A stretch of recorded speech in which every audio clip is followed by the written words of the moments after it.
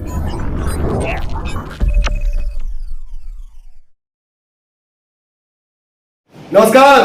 देश की सबसे तेजी से उभरती हुई न्यूज एजेंसी टीएनआई देख रहे हैं आप। टीएनआई पर हमारे साथ आज हमारे संपादक अनिल जी मौजूद हैं। मुझे तो आपको पता ही होगा, मैं इस चैनल का चैनल हेड हूं। 4 स्टेट्स में इस चैनल को देख रहा हूं। बिहार हमारी प्राथमिकता इसलिए बन गई है क्योंकि बिहार में तेजी से राजनीतिक घटनाक्रम बदल रहे हैं। हम लगातार देख रहे हैं कि एक तरफ सरकार बनाने की कवायद, मंत्री पद को लगातार डिस्ट्रीब्यूट करने को लेकर हर दिन एक लिस्ट वायरल हो रही है, ये अलग चल रहा है। दूसरी तरफ जोड़ तोड़ की राजनीति अलग चल रही है।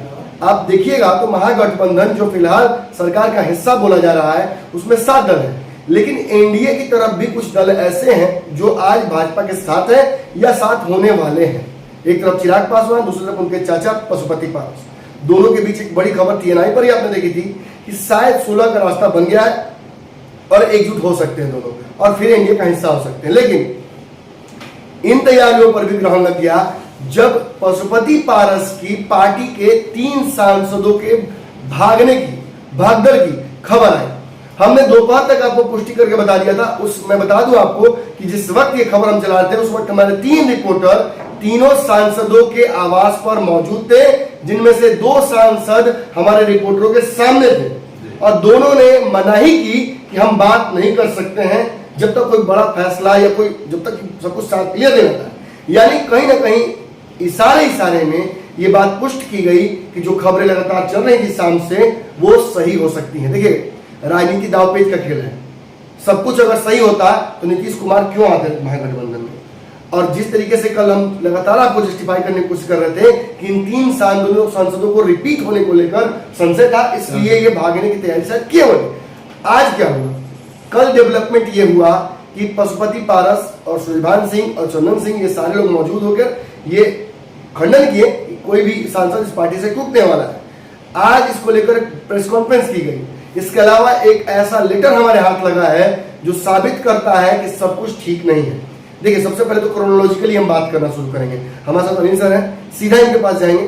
सर, कल जब खबर आई कि पार्टी में बैठक होने वाली है, तो मुझे लगता है कि बिहार के सारे खबरिया चैनलों ने उसे प्राथमिकता के साथ चलाया और सभी ने उस पर भी उठाया। जो एक संशय का बादल बना हुआ था, उसको खूब कमाने की कोशिश की लोगों ने कि हम फर्स्ट। लेकिन सच्चाई यही है कि शाम तक जब सब मैनेज हो गया, जिसके बाद कई लोगों ने रंग बदल दिए गिरगिट की तरह। क्या कहना चाहिए? लेकिन कहीं ना कहीं नमन जी, बिना आग का धुआं नहीं उठता है। बिल्कुल, ये बात सामने आई थी और जैसा कि आपने कहा कि तीनों सांसद के जीतने पर संशय अभी भी है यदि वो एनडीए से लड़ते हैं तो इस कारण से हर आदमी चाहता है, क्योंकि राजनीति अभी आप देख सकते हैं कि जो स्तर हो गया है, जन सेवा की बात नहीं है, अपना मेवा खाना है, इसके लिए काम करना है। तमाम आप घटनाक्रम उठा कर देख लीजिए। बिहार ऐसे गरीब राज्य में नेताओं की संपत्ति की अगर जांच हो जाए तो इसके आश्चर्यजनक परिणाम सामने। बिल्कुल। तो रालोसपा में टूट की खबर करीब सही थी, लेकिन चूंकि बात खुल गया, सभी मीडिया हाउस मैनेज कर लिया गया, इसलिए मैनेज कर लिया गया। लेकिन अभी भी कहीं ना कहीं कुछ बात इसलिए नजर आ रही है कि आज जिस प्रकार से प्रिंस राज, जो कि रालोसपा के बिहार के प्रदेश अध्यक्ष हैं, मीडिया पर अच्छे खासे वो गुस्सा थे। उनका क्या नाम है कि यह आग कहीं और लगा है, धुआं हमारी तरफ फेंका जा रहा है। तो आप समझ सकते हैं कि यदि ऐसी कोई बात नहीं है, टूट की बात में कोई दम नहीं है, तो क्यों अचानक से सभी सांसद जो है पटना आ गए?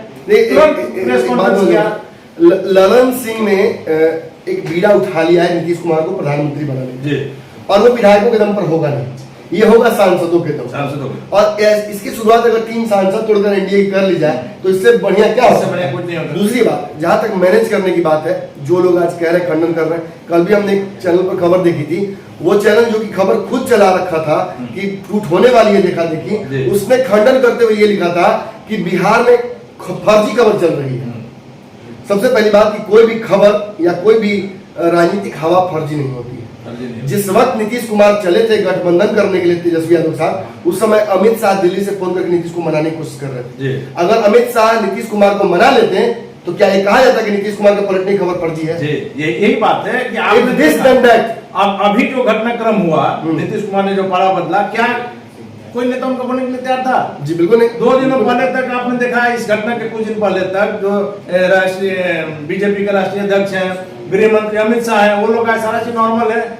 इस पर भी हमने सवाल उठाया था कि मुख्यमंत्री यहाँ क्यों नहीं मिले, उनका कोई प्रतिनिधि क्यों नहीं मिला? तो कहा गया कि मुख्यमंत्री को कोविड है और कोविड में इनके अमित शाह के जाने के अगला दिन बाद मुख्यमंत्री गंगा जी का पानी देखने के लिए चले गए। सब कुछ तैयार होता है लेकिन वक्त का इंतजार किया जाता है। जब खेत में किसान बोता है अनाज को तो तुरंत काट नहीं लेता, इंतजार करता है कि पक जाए, प्रॉपर पानी गिर जाए, प्रॉपर धूप लग जाए, सूख जाए, तब उसको काटेंगे। इसी तरीके से राजनीति में कोई भी चीज हड़बड़ी में नहीं होती है। हड़बड़ी में बिहार में एक बार खिचड़ी उपेंद्र कुशवाहा बनाने की कोशिश किए थे, खराब निकला, किसी ने नहीं खाया उनकी खिचड़ी और अंततः क्या परिस्थितियां हुई तो आपने देखा ही, महागठबंधन से बाहर ढकेले गए। फिर एंट्री नीतीश कुमार के जिससे दुश्मनी की उसी का चरण वंदन कर रहे हैं।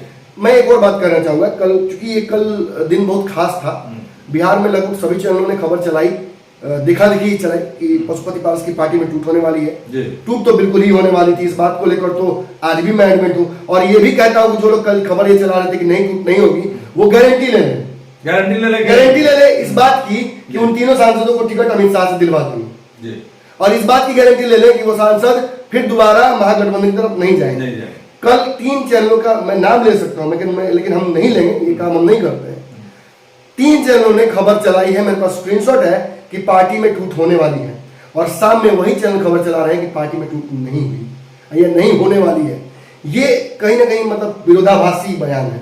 अक्सर आप देखते होंगे, हालांकि हम टीनाई पर हैं लेकिन एक प्लेटफॉर्म हमारा और है पंचनामा। अक्सर पंचनामा में जो दावे ठोके जाते हैं हमारी तरफ से, अगर वो सही नहीं होते हैं तो अगले दिन आकर मैं एक्सप्लेन करता हूं और अगर गलत होता हूं तो मैं माफी तक मांगता हूं दर्शकों से कि मैंने ये प्रेडिक्शन किया, मेरा प्रेडिक्शन गलत हुआ। बोचहा का चुनाव आपको याद होगा, नहीं माफ कीजिए, बोचहा से पहले आपको तारापुर का चुनाव आपको याद होगा। बाबा दिल्ली में बैठकर बिहार की नस पकड़ लिए थे और बिहार में बैठने के बावजूद मुझसे सही नहीं पकड़ा गया था, तो मैंने माफी मांगी थी।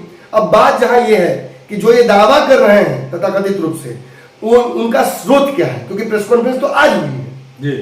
आज ये साबित किया है रालोसपा ने कि हमारी पार्टी में कोई टूटने वाले होने वाली है, ये सब कुछ मनगढ़ंत कहानियां हैं। तो ये चैनल जो है इनका सूत्र क्या है, किसने बताया इन्हें कल की इस पार्टी में टूट नहीं होने वाली है।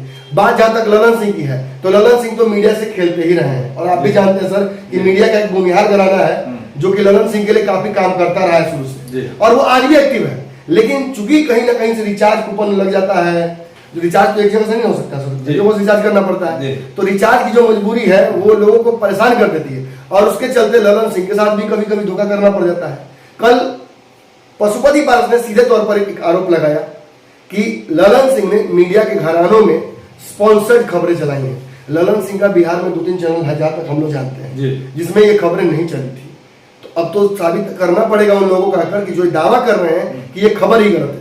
परसों बिहार के एक बहुत बड़े चैनल ने खबर ब्रेक की थी, उसके बाद हम लोगों ने भी खबर ब्रेक की, उसके बाद बाकी सभी लोगों ने खबर ब्रेक की। यानी कहीं ना कहीं खबरों को लेकर इतनी हड़बड़ी हो गई है कि लोग बिना पका हुआ, बिना समझा हुआ खबर भी परोस दे रहे हैं। इसीलिए ब्रेकिंग न्यूज नहीं करके हम विश्लेषण की ओर भागते हैं ताकि दोनों तरफ की बातें यही कारण था। इसका कारण क्या है नमन जी, आप इसको और दर्शकों को क्लियर आपके पास एक लेटर भी है सर। लेटर तो अभी हम आ रहे हैं, उसके पहले हम ये आएंगे कि आपने देखा होगा कि जदयू में दिनेश सिंह की क्या उपस्थिति रहती है, उनका क्या वैल्यू है पार्टी में। उनकी पत्नी है वैशाली से सांसद बीना देवी, कनेक्शन सबका है, वो है महबूब अली कैसर जो खगड़िया के सांसद है, उनके पुत्र आरजेडी से लड़ चुके हैं। अभी जो आरजेडी महागठबंधन का जो यहाँ वैल्यू है, लालू यादव फिर एक्टिव हो गए हैं और ललन सिंह ऐसे आदमी का साथ मिल गया है तो निश्चित ही और पार्टियों के लिए खतरे की घंटी है कि वो किसी को भी तोड़ सकते हैं। जिस तरीके से ये कारण दूसरा है, इस पर आप कर लेते हैं तो फिर हम उस लेटर पर भी आते हैं कि रालोसपा के ही प्रधान महासचिव के लेटर पर क्या घमासान हो। बिल्कुल सर, बताइए।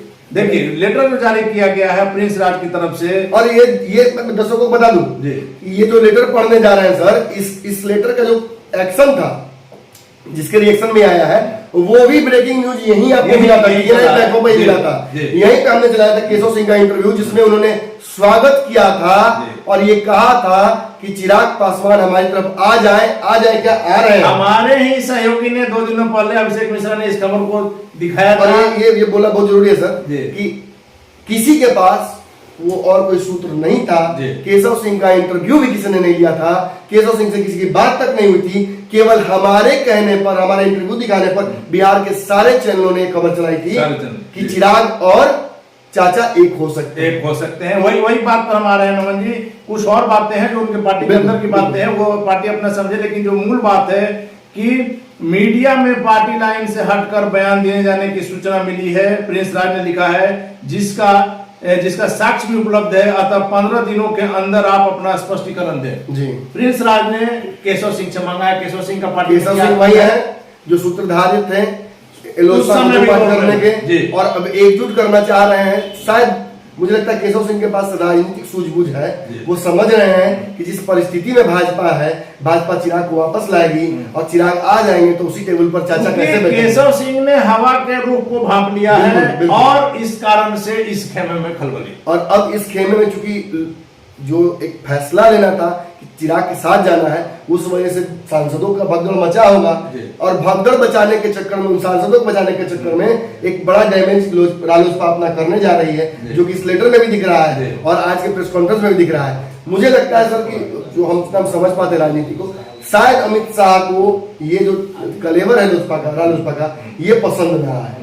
और बाकी जहां तक केशव सिंह की बात है, तो केशव सिंह के बारे में कहा जाता है कि उनके पास सब लोजपा के लगभग सभी नेताओं का कुछ ना कुछ गुप्त हथियार रखे हुए हैं। और आखिरी में हम यही आपसे जानना चाहेंगे नमन जी कि अभी की स्थिति में जदयू चाह रही है कि हम बिहार में जितना ज्यादा मजबूत हो, अगर 3 सांसद चले जाते हैं जदयू में तो जदयू की स्थिति का ललन सिंह के मुंह पर कुछ और है ही नहीं, उनके मुंह पर केवल यही नीतीश प्रधानमंत्री, यहाँ तक कि उनके चलते नीतीश कुमार जी को कहना पड़ रहा है उसी प्रेस कॉन्फ्रेंस में कि हाँ अब ये 4 है तो कुछ करेंगे देश भर में हम लोग। प्रधानमंत्री पद का कीड़ा जो है मुख्यमंत्री नीतीश कुमार को बार बार पलटी मारने पर मजबूर जी, और ललन सिंह बीड़ा उठा लिए उनको ऊपरी कुर्सी पर भेजी नहीं, और उसके लिए सर विधायकों की आवश्यकता तो नहीं है, सांसदों की आवश्यकता है। 3 सांसद अगर अभी यही मिल जाए तो इससे बढ़िया क्या हो सकता है।